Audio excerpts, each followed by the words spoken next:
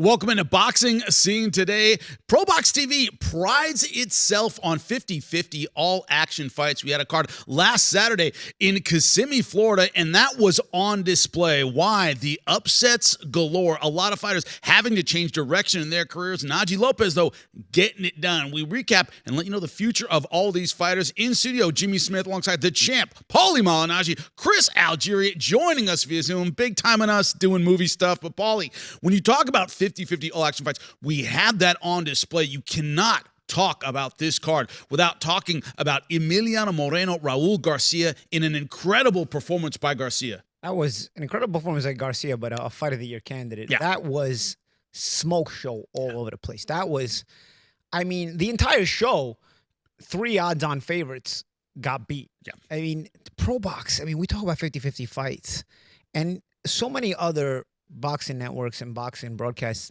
in my lifetime have, kind of sold themselves this way. But for the most part, the A side typically does win. In ProBox, I mean, the proof is in the pudding. Yeah. I mean, there's constant upsets on our shows. And in some ways, it's like, wow. I remember at Showbox, when I was at my Showtime days, Gordon Hall, who was a brilliant guy, he was basically the creator of Showbox. He was in charge of it there.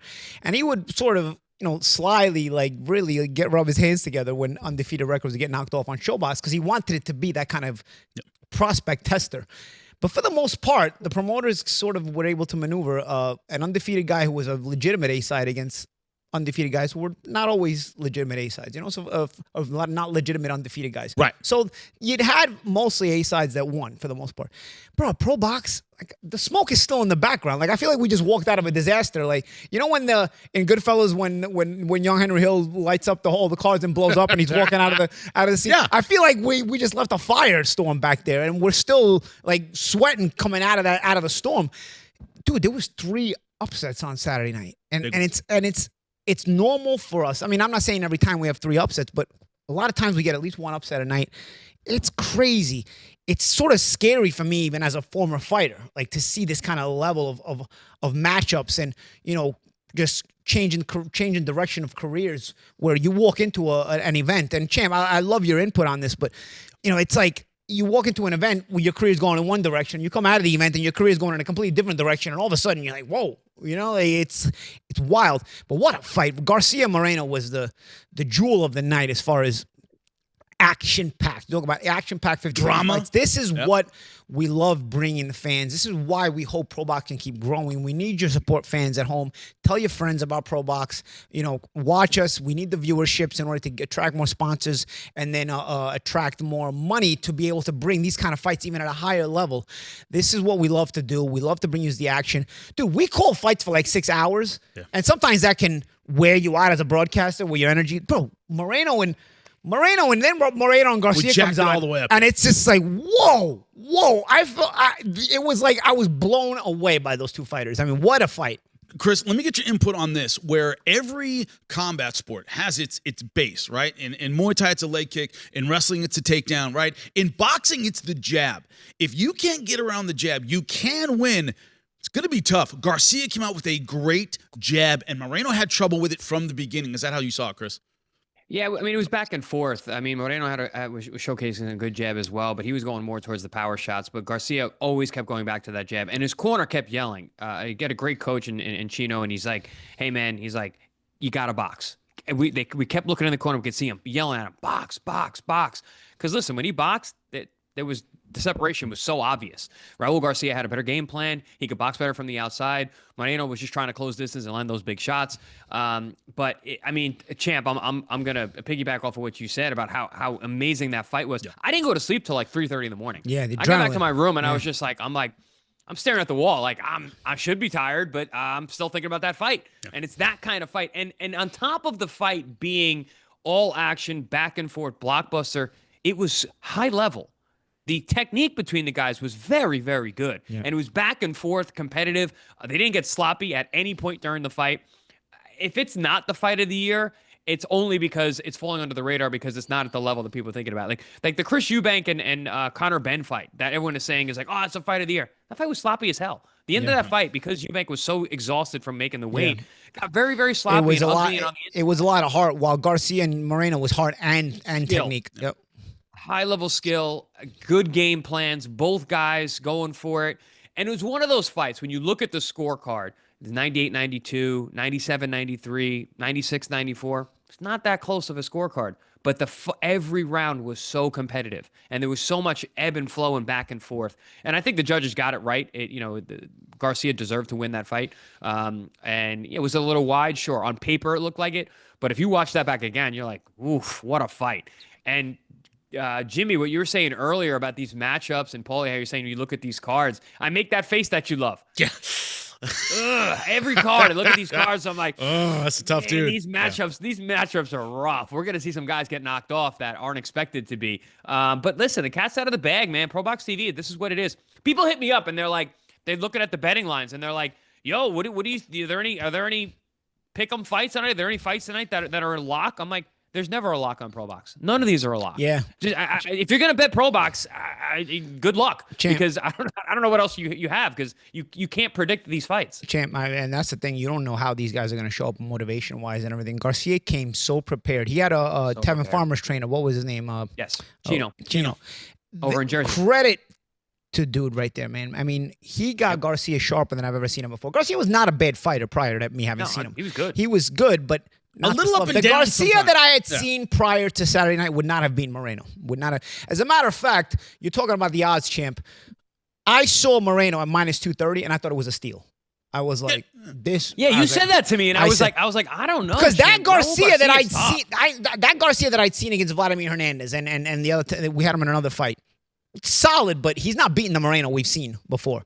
Yeah. But the Garcia that showed up Saturday night was so prepared and so disciplined, because like you said, Moreno was heavy with the power, and the assault in spots with the power really put him to another level in the moments he had the advantage. And the difference of this level of opponent, Garcia, who raised his game, is that whenever Moreno took it to that point, he's usually getting you out of there, or is usually breaking you, and the fight starts to change momentum from there. But Garcia was good enough and disciplined enough to get back on the jab in those moments and restabilize the situation and take control back of the ring and take control back of the fight, and off of that set up his own combinations again. And there were moments. There were moments for Raul Garcia where he could have broke. He could have broke. But I was watching it at real time, but his conditioning, like you said, he came in such good shape. His discipline, his jab. He got back on the jab, and not only did he get back on the jab to stabilize things, but then he kept using a couple of solid combinations that kept working. That right hand to the stomach, left hook to the head combination worked almost every time. Almost every time. So you stabilize the situation, kind of adapt off the jab, slow it down, and then go back to the combination that works. And that was one of them. The right hand to the stomach, left hook to the head worked a lot for him. And it was a big shot. It was a big combination. And it's an eye-opening, eye-catching shot that wins you rounds. And the rest of the rounds, you're stabilizing it again with the jab. Moreno could not match him with the jab, couldn't figure out the jab. The moments Moreno had the explosiveness in his favor, he looked like he's going to change the direction of the fight. Garcia took it back with the jab, slowed it back down, and got it back to the pace he needed it to be at, where he could pick his shots and outsmart him. It was a tactical fight. Like you said, it was a brilliant fight, a clash of styles. You know, you made me think something, champ. It reminded me of a fight that I worked on Showtime years ago, Danny Garcia and Mauricio Herrera, where Garcia sort of was a power guy, but he was getting offset a lot with the jab. And Herrera, anytime Garcia would start to take it in his direction, Herrera would take back control of the fight with his jab and get it to that direction. The only difference was in that fight, they robbed Herrera and they gave it to Garcia. Yeah. In this fight, you know, I thought the judge was in Puerto Rico too. Yeah, that was in Puerto Rico. And in this fight, the judges, I felt got it right. It was competitive. I can see why both sides would think their side won. But if you look at the boxing match as an entire boxing match, I thought both guys fought well. I wouldn't even say Moreno got exposed, because he's only 20 years old. It just showed that he's got to work a couple of little bit about himself, because there's not every opponent, as you go up, you make your way up the ladder, is going to just go away once you raise your level to a storm level. Some people are going to know how to weather the storm, and you got to have IQ answers to answer that back. Chris, I don't know many 12-0 20-year-olds who could deal with a guy that brought a bag as deep as Raul Garcia did that day. And Champ, you mentioned the jab. He showed two different jabs. There's one thing to have a good jab. There's another thing to have a jab that you can build combinations off of. Because you see fighters that have good jabs, but they can't put anything. They can't build their power shots off of that. Garcia had both. He had a disruptive jab when things did start to get out of control. He could get back on the jab and right the ship. But then he also had a jab that he was able to build combinations off of and really build a lead. It was a really fantastic performance. I don't knock Moreno at all for that performance and taking a loss this early. Garcia also changed his levels, was going to the body a lot early to try to sort of change the target. And that way, when all of a sudden he started coming with the hooks to the head from those right hands to the stomach, it started to shock Moreno. But Moreno's too up high. Also, Moreno feints too hard. You got to have different feints. Moreno feints so hard he can never punch off the feint. So when he's feinting, you know he's not punching, but he's feinting too hard. Sometimes you got to soften up your feint so you can flow a punch right off that feint. And sometimes you do feint hard. You got to mix it up a little bit. You got to change the looks. Garcia was a little bit more clever. But again, a fight between two clashes of styles, and I thought both fought well. Just Garcia's experience, kind of carried it a little bit more. Well, speaking of experience, Najee Lopez in the main event. We talk about it here on ProBox TV and here on Boxing Scene Today. When someone is beyond the 50-50, right, what do? They take on other up-and-comers, they shine. They take on those former contenders, then they shine. Then you're looking at the title opportunities. Chris, no other way to say it. Najee Lopez took on a former contender in Kalvin Hot Sauce Henderson, knocked him out in round 5, and looked absolutely fantastic. If it was a report card, he got an A+. What's your thought on it? Yeah, Henderson, he came prepared. And he sounded very confident going into the fight. And he looked the part. He looked like he was ready. He looked like he was setting traps. He looked physically strong. He looked steady. He looked like he knew what he needed to do. And not that he was going out there to win rounds. He was going out there to knock Najee out. He's looking to walk him into right hands. And you could see him kind of trying to set the table to do that. But Najee, I've never seen him, Champ, you talk about discipline for Raul Garcia. I've never seen Najee Lopez so disciplined. He put it together perfectly. He took his time. He used his jab. He opened up his spots. And when it was time to close the show, he did it in a heartbeat. I mean, top to bottom, I thought Najee Lopez showed that he's ready for that next level. We've seen some flashes where you're like, he might get caught. He's a little too defensively, hittable. Maybe he's not really ready for these big time. I think he is now. I think he had a guy in front of him with a lot of experience, a guy that, again, was trying to set those traps and was physically strong. Najee didn't give him a thing. Didn't give him anything to work with. And that's what you need at the highest level, especially at this weight class where guys can end a fight in a blink of an eye. So Najee's on to bigger, better things. I think he needed this kind of fight. One, for his to showcase his discipline, but also I think for his self-confidence to understand that he can do that. He can have a game plan, go out there, bring it to the ring, and execute. Because I've had fights. I don't know if you had this, Champ, where all right, I had a game plan, and then as I'm walking to the ring, I'm like, screw all that. I'm just gonna go fight. And that showed my immaturity when I felt like that. Najee Lopez, I feel like, was able to go through with what was planned and executed the game plan perfectly. So for me, I think he's ready for the next step. He's right there. His record's where it's at. Let's see him in some big fights because I think it's time. Yeah, you know what? I echo the sentiments of the champ. It was really, really, really, I guess I can't say fun because after Moreno Garcia, it's hard to say it was fun. That's a high bar. That's a high bar to set, right? But Najee, we were looking for something different because Najee has given us that Moreno Garcia type of mentality in some of his fights. So we were looking for the opposite from Najee. We were looking for Najee to sort of control the pace, slow it down. And as a matter of fact, he had the right guy in front of him because Hot Sauce was trying to hold his position. He knew he was a little older. He wasn't going to be able to react the same way. So he was trying to hold position and hope that Najee overcommitted the way sometimes Najee does overcommit, looking for too much, looking to bite off too much too soon and walk into a big shot. And that's what Hot Sauce is trying to do, trying to hold position, have his guard up, take some jabs on the gloves, get some jabs, get through. But maybe Najee will overcommit to something and I can make him pay. And he was waiting to pounce. That's why he was holding position the whole time. Yep. But Najee kept the jab, kept a disciplined jab and said, you know what, I'll give this to you all night, which is what I like. You know, a guy who has a good jab. And I remember Vernon Forrest telling me this, you know, and I always kept it in mind. I was in camp one time with Vernon Forrest and he saw me. We were in camp together at Vero Beach at Buddy McGirt's training center back then, and Vernon was also training there, and he saw me sparring, and I had like a sort of a gym war, and he's like, bro, he goes, why are you forcing all the power shots when you don't need to? He goes, let the power shots flow. You got a good jab. He goes, why are you trying to be so macho in there and looking to throw more than when you need to? Your jab is controlling it. Let the jab open those things up, and then when they open up, because ultimately they will, because you're going to force the guy to have to come outside of himself because he can't get past the jab. Then you make him pay. You start throwing those other power shots. And I always kept that in mind. And if you look at Vernon Forrest's career, that's how he fought too. And Najee sort of fought that way. Najee sort of, on Saturday night, he wasn't forcing those power shots the way sometimes we've seen him in the past. Which, again, it makes a guy fun because you want to see him, the power shots flow. But Najee, against a high-level opponent, can break him with the jab first and then let the power shots flow when he sees them. And that's exactly what he did Saturday night to a T. He didn't open up too soon. When he finally saw the opening, when the jab opened things up for him, it took him a few rounds. Sometimes it takes a few rounds. But you know what? You got to marinate things correctly before you cook it in the oven correctly. It's got to cook for the right amount of time. If you don't cook it for the right amount of time, you get salmonella.